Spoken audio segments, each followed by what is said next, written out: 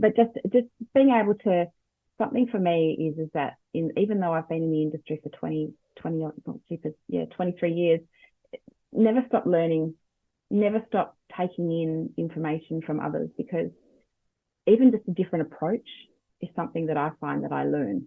Interpretation is a big one too, but especially if you're going out and going into business on your own, get out there and meet other property managers, be with them.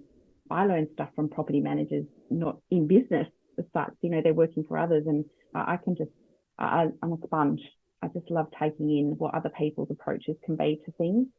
You never know. Something might actually think, well, I've actually found myself at times going, how did I not know that?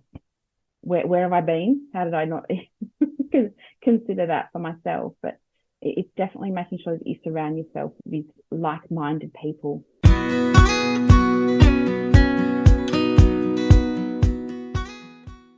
Welcome back to the Property Management Podcast. Thank you so much for having me in your ears. I absolutely love this podcast. And one of the biggest reasons that I love it is because of the amazing people that I get to connect with and meet. I find listening to others' stories super inspiring, and I also get to learn so much in every conversation that I have. Today, I've actually sat down and recorded 3 amazing podcast episodes, and I am blown away by the caliber of guests and the stories that they've shared. But for far too long, and especially in the area that I live in, there is a culture of competition, not collaboration, in property management. Actually, probably in real estate in general. But for our friends over in the West, and by West, I mean Western Australia, they really have this concept nutted out in its entirety. They share coffee catch-ups, refer clients to each other, support each other if someone needs an inspection conducted. They enjoy events together and really just connect in that beautiful collaborative way that many of us talk about but never actually do. And my guest today is the amazing Natalie Cahill from Little Gem Property Management, a boutique agency in South Perth. Natalie is the owner, director, and senior property manager, and she's been in the real estate industry for over 19 years and has a vast experience working within agencies throughout Perth. But now she is successfully running her own family real estate business. Natalie values her client relationships and prides herself on her above and beyond service. She's carved out a niche for herself and runs a small portfolio end to end with very limited support.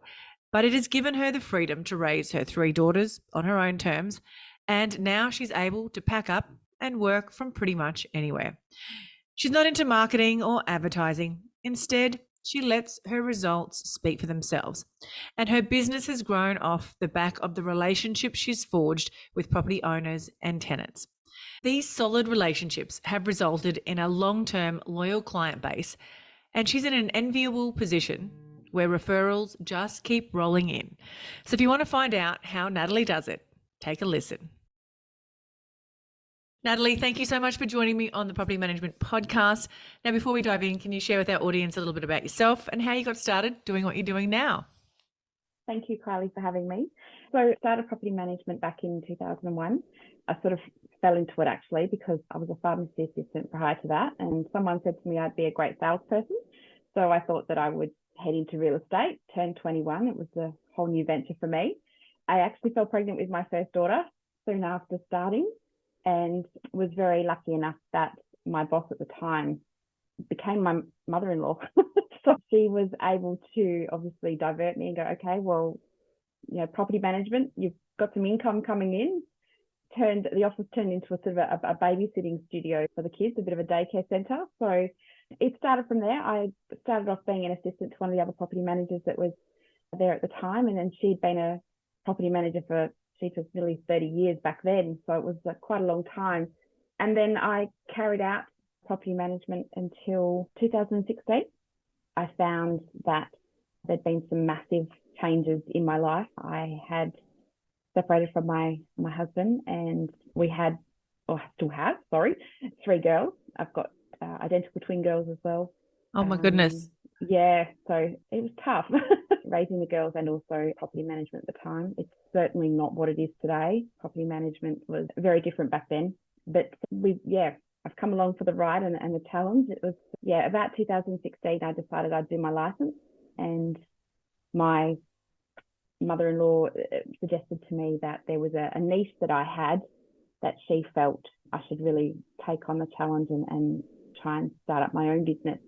The business that I was working in, the family business, was a franchise.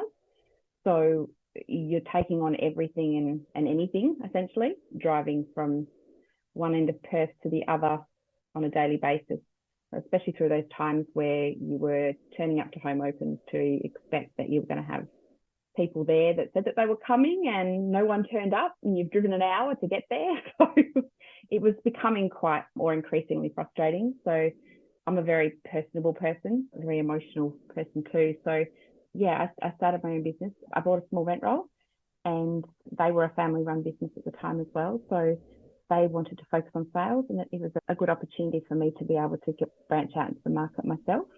My clients are all long-standing clients, plus people that have been referred on to me, or people that have had family that I work for and they've passed me on to them as well. So predominantly the business has probably been focused more around referrals, or a lot of advertising is not something that I've been a huge fan of, but finding that I could work with quality clients that work and think similarly to what I do, I've found that the relationship there has been probably the easiest, which is probably why I still have that motto of do what you love and you won't have to work a day in your life.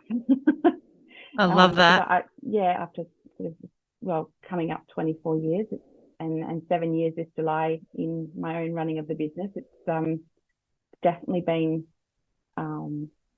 every bit worth it. It's definitely been challenging coming from being just a property manager into running your own business. I've certainly learned that I am not as business minded as I thought I was. We all learn that the hard way. Yeah, but certainly, like I said, that the challenges that I've had along the way have certainly taught me a lot of things. And I'd be silly to say that if there weren't things that I'd learned that I'd do different next time, I'd be lying. So, I think that that's probably been the best thing that I've got out of it. Yeah, and also, to try and be a great role model for my three girls. It's one has actually gone into real estate herself, so, and the other two are studying at the moment. So, yeah, it's definitely been a ride, but definitely one worth having.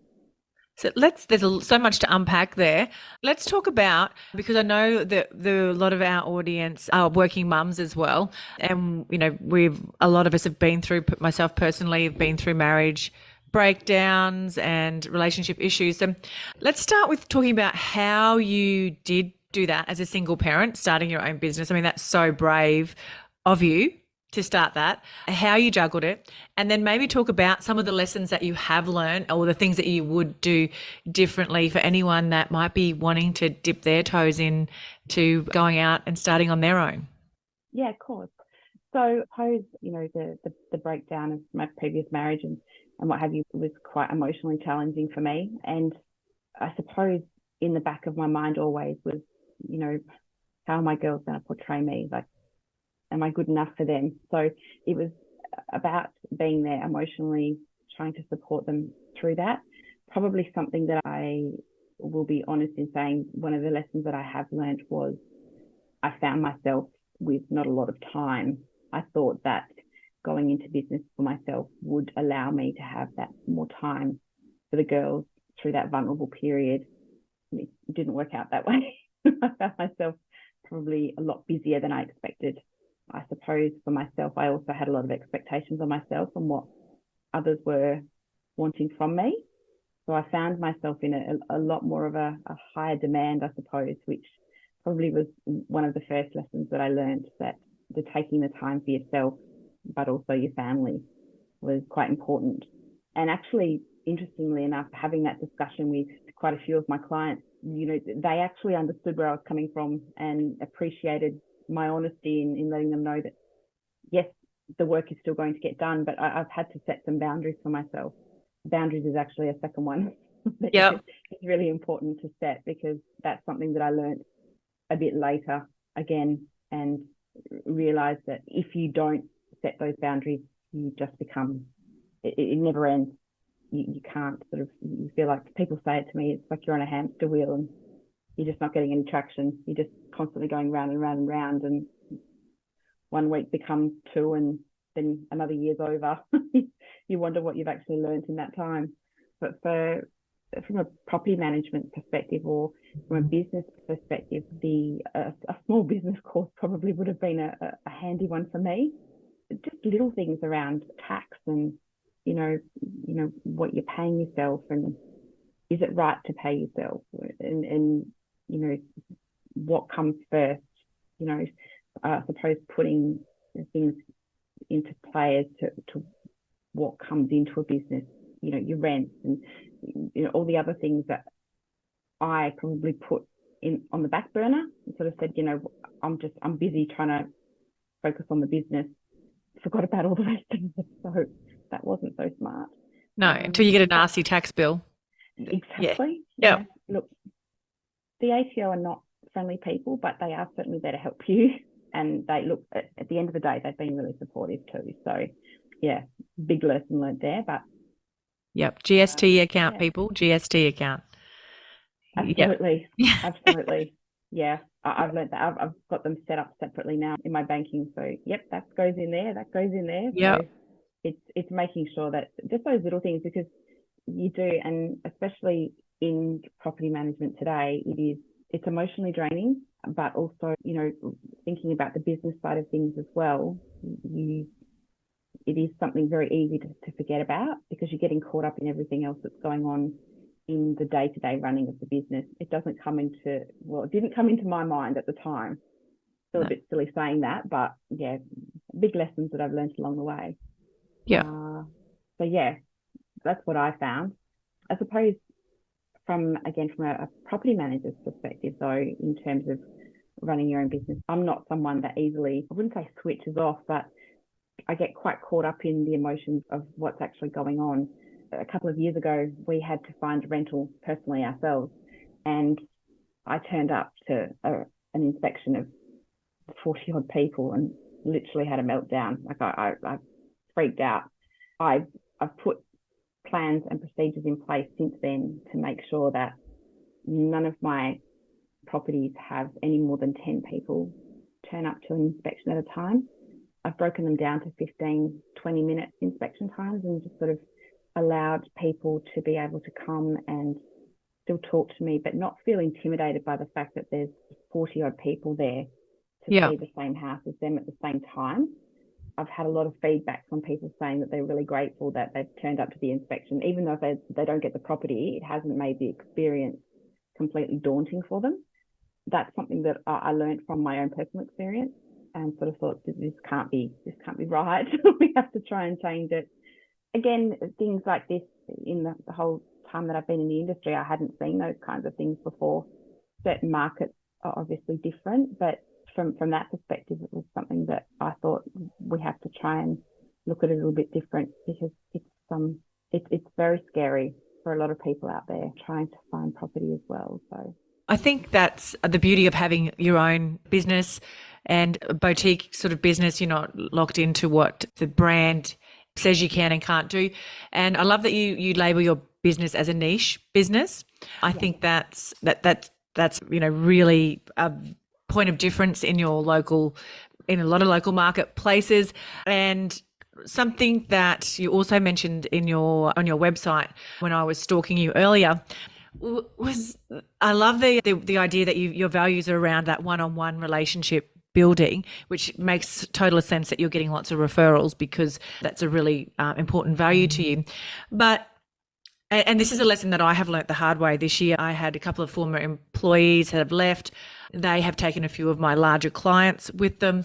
And I realised that, as much as I wanted to point the finger and blame other people, it falls back on me that I hadn't maintained my relationship with those clients as well as I should have.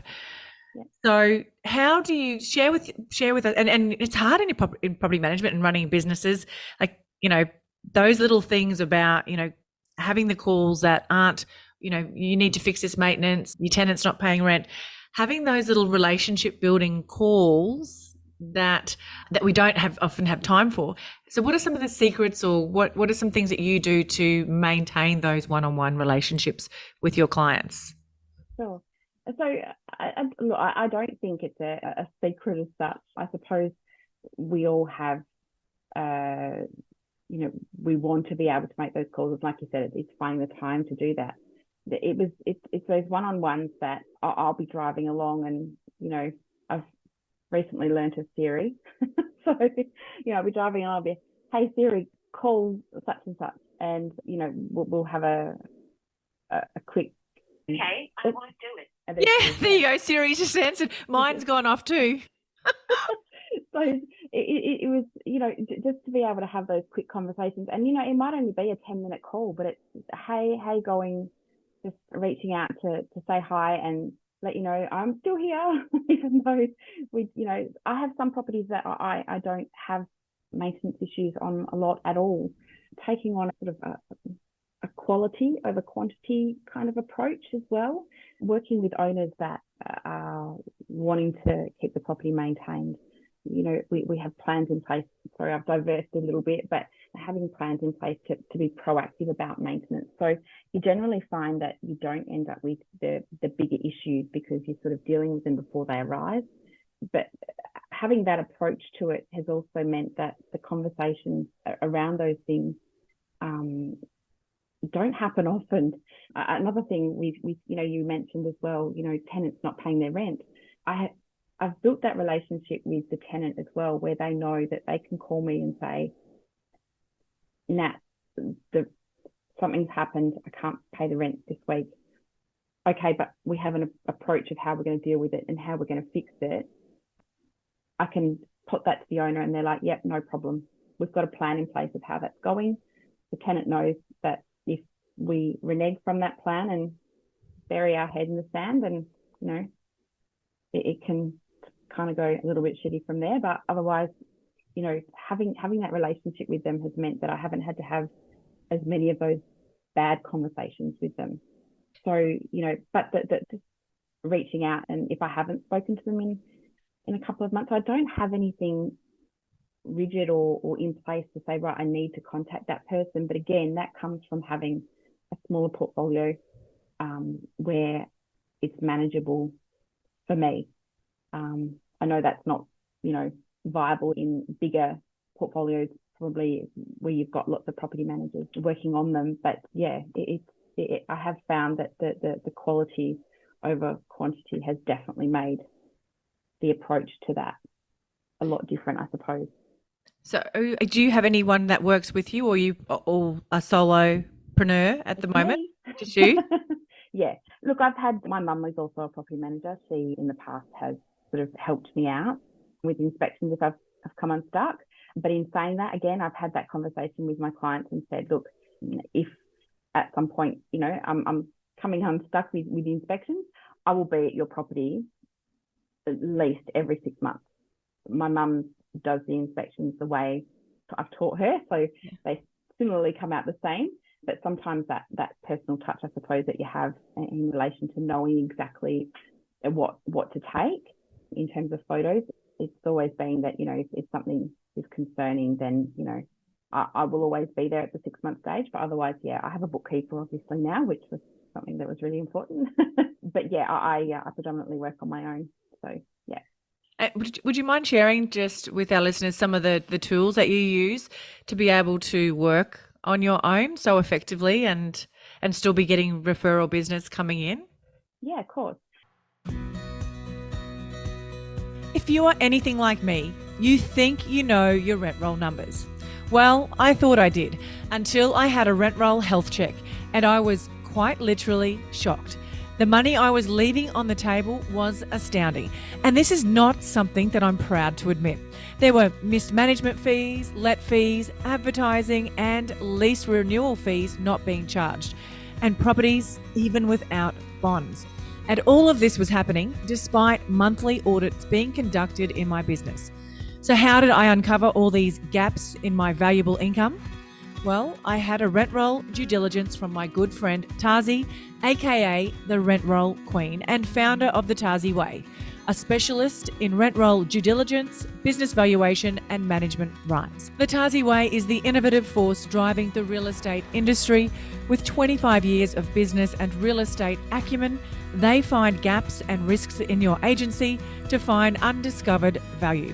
If you'd like to book your business in for a rent roll due diligence, head to the link in the show notes and mention That Property Mum for a 10% discount.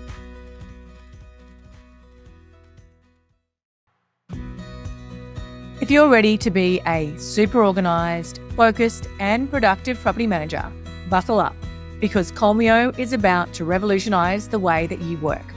Colmio is the driving force behind property management excellence in residential real estate. Now picture this, a comprehensive end-to-end system designed to be the beating heart of your property management tasks, manage your properties, owners and tenants, and handle payments, inspections, and even marketing listings without leaving the platform. Colmio is designed to be an all-in-one solution to all your property management needs. And here's the game changer. Colmio isn't just software. It's been awarded the most innovative prop tech scale up in 2023. Yes, you heard it right. Colmio has been recognised for their groundbreaking approach to property management software. How good is that? So property managers, whether you're a seasoned pro or just starting out, dive into the future of property management with Colmio. You can book in a demo with the team today and go in their weekly draw for a Prezi gift card worth $100. All you need to do is to head to the link colmio.com/thatpropertymum, and Colmio is KOLMEO.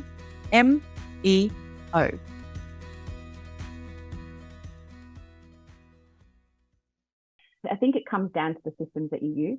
My trust account system that I use is Property Me. I've found that it's simple. I often hear other people talking about all these problems that everyone's having, and it's like, am I just being bypassed here? Because I don't have those issues. But I'm certainly not ignorant to the fact that I am smaller, which means that I have probably a better control over what's happening. But in terms of the systems and procedures that I have in place, is something that's probably been important with running your own business. But again, from that personable side of things, I also know that you can have these procedures and things in place, but it's not a one size fits all sometimes. So I think you have to be open-minded as well in terms of being able to look at it and approach it from different angles as well. I just learned how to use Inspection Express this week, and being able to, and teaching my clients about the Live 360 and the inspection reports that they've been getting. The feedback has just been phenomenal in terms of them being so much more informative. I'm taking less time to do them. I actually like my tenants to be home when I do their inspections. It's a good chance for me to catch up with them, and you sort of get a bit of an idea of, how life's traveling, and it just allows you to be able to approach them. Sometimes certain things are going on. We don't know what's going on in someone else's life, and for them to be able to open up and feel comfortable with me, it's not a, you're my property manager. It's like, not that I'm a friend, but I feel that there's like I said, the boundary is important, but being able to be someone that they can approach, especially around the times of, if their rent's overdue, or if something's come up that has caused them to fall into a little bit of a pothole. I want to be able to be that person that they can come to and say, hey, look, can we try and work something out? I think that a lot of my landlords have been very appreciative of that, because there seems to have been a shift in the way that, maybe it's the way they're thinking, or maybe it's the types of investors that we're actually working with now. But how the tenants are treated is something that has become more of a thing than in the past. So yeah, I'm not sure if that's... I agree with that. I think I've noticed a shift as well, a lot more, rents, and I know your rents are the same, but rents are going through the roof over here in Queensland. And sometimes it can be as much as $150 from, if it was 12 months ago, the last increase. But we do have some owners who are like, oh, that's just too much. I couldn't put it up that much in one hit for the tenant. So there is a bit more empathy, I think, towards the struggles for tenants. And that's probably another topic for another episode on, how people are going to be able to actually afford the rental properties the way the prices are going. But I love that you are very tenant centric in terms of your relationship building, as well as obviously your client centric relationships. And is that how you think that you said haven't really had to do any advertising? I know you've got a good social media presence and your personal profile is really great on there. Is that relationship building, do you think, the core to how you have been able to generate such a great referral led business? I believe so. The thing that I found for myself has been that the people that I attract towards the business is more so about that. Funnily enough, I actually had a client contact me the other day and said, I don't like real estate agents, but I like you. I'm sort of like, well, I'm kind of a real estate agent as well. And he said, yeah, but you don't seem to be, you're not a nasty property manager. And I said, look, property managers, I don't believe property managers are nasty. There's so many names that we can get called out there. I have been called many of them. I think that just being a little bit more personable. And the one thing that I just said to him as well was, we're all human. We're here to do a job, and sometimes our job can be a bit harder. Look, I've dealt with the difficult people in the past, and generally, if you can actually break it down, it's purely because of the way they've been treated in the past.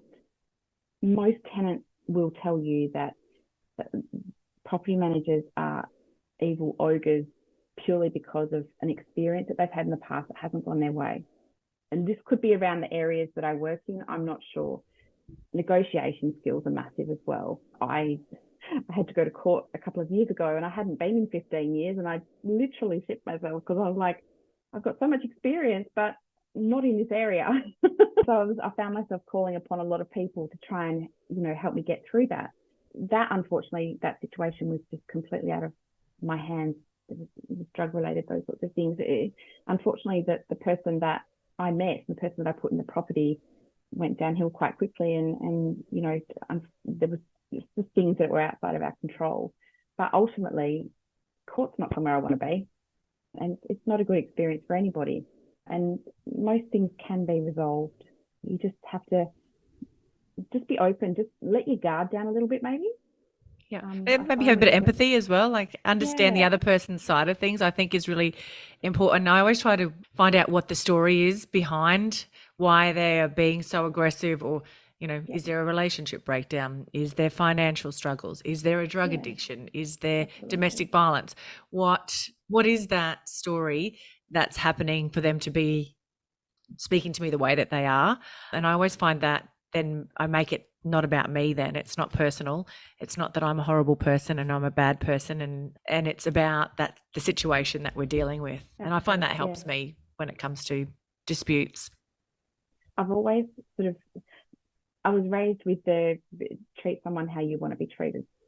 So when, I've had circumstances in the past, again, where people have got themselves into such a frustrated point that, having that conversation over the phone or email or text is not ideal. Hey, let's catch up for a coffee, sit down and let's just talk about what's going on. I mean, I need to drink coffee anyway. So, sitting down and just allowing them to be able to open up a little bit and be heard. It might not go their way, but they'll see it from a different perspective because of the fact that, you've actually taken the time to sit down and have that chat with them. I had tenants recently, the owners needed to sell. There was no way around it. Definitely not a conversation that I could have over the phone. That I knew that she was very calm, but he could go from 0 to 10 in a hot second. And it was, so it was definitely a conversation where I needed to sit down and actually talk to them face to face. I think the body language as well, you're not just being that horrible property manager that's telling them that, hey, you've got to find somewhere else to live. It's, I actually do feel for you guys, like it's difficult. If there's something else that I can help you find, we've got, with starting up PM Collective over here, it's the whole let's collaborate together and not compete. And we're out there together to help. If somebody else out there has got a property that they're looking to get a tenant, these guys are great. Let's work together to get them in. That's been a massive support too. It's fantastic. Having that background is awesome too. No, that's fantastic. I love that. That is so very valuable. And I think that, our conversation, we weren't sure what we were going to talk about today, but I think the foundations of relationships and empathy and communication is pretty much what builds businesses. It's what, keeps you out of court. It is kind of the foundation of everything. And you're a testament to the fact that you can build successful businesses around, being a really good human. So I really love that. So I normally do a personal development question now, but I just want to ask you maybe just if you've got some advice for anyone that's maybe just started on their own or wants to go out on their own. What is your best advice for them in terms of is like personal development or training or how to set themselves up? Yeah, absolutely. Well, if you're in WA or in Perth for that fact, definitely get in touch with PM Collective or us. Just yesterday we had coffee conversations in South Perth, and one of the big things is yes, we're all busy, but one thing that I have found working on my own is I probably do talk to myself a lot. So have conversations with myself. What do they call it? Staff meetings. If I'm talking to myself, I'm having a staff meeting. But just being able to, something for me is that even though I've been in the industry for 23 years, never stop learning, never stop taking in information from others, because even just a different approach is something that I find that I learn. Interpretation is a big one too, but especially if you're going out and going into business on your own, get out there and meet other property managers, be with them. I learned stuff from property managers, not in business as such, they're working for others, and I'm a sponge. I just love taking in what other people's approaches can be to things. You never know. Something might actually think, well, I've actually found myself at times going, how did I not know that? Where have I been? How did I not consider that for myself? But it's definitely making sure that you surround yourself with like-minded people. I think it's really, really important, and certainly been a massive godsend for me personally. And finding other people in that small business role as well. We've got quite a few over here in Perth coming through now, and I'm excited for them. I think it's great, and if they can learn something from me, or if I can learn something from them, again, like I said, we've all got to drink coffee. Exactly. No, I love that. That's very nice. So how can anyone that maybe is in Perth, how can they, or anyone online, what's the best place for them to reach out and connect with you? Yeah, so obviously I can be reached by social media platforms. We've got the website as well. And yeah, I'm out and about, so I love a chat. So if anyone wants to talk, I also love something that, fun enough, this isn't Ash's podcast, but she's taught me as well. Education's been a big thing.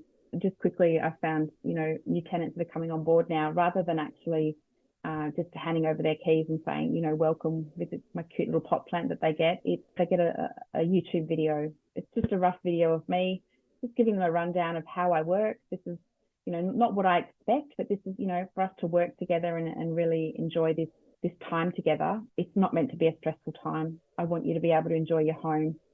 Anything, any issues, anything like that, just pointing them in the directions that they should probably head to. And I've had a lot of feedback on that too.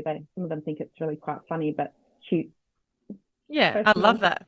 Yeah, they just appreciate the fact that you've taken the time to just, reach out and welcome them in a different way. Yeah, perfect. Great little point of difference. Yeah. Yeah. No. Natalie, thank you so much for your time. I have really loved connecting with you. Thank you. I appreciate it. Can I ask you a quick favour before you leave this episode? Now, we all know how important reviews are for businesses these days, and mine is no different. If you could spare just a minute to follow, rate and review this podcast, it would mean a lot to me. In fact, what would get me super excited is if you share this podcast with someone in the industry who you think might need to hear some of the episodes right now. And if you'd like to find out more about working with me or any of the products I have to help you start, grow, or scale your property management business, head to my website, thatpropertymum.com.au, or check out the links in the show notes.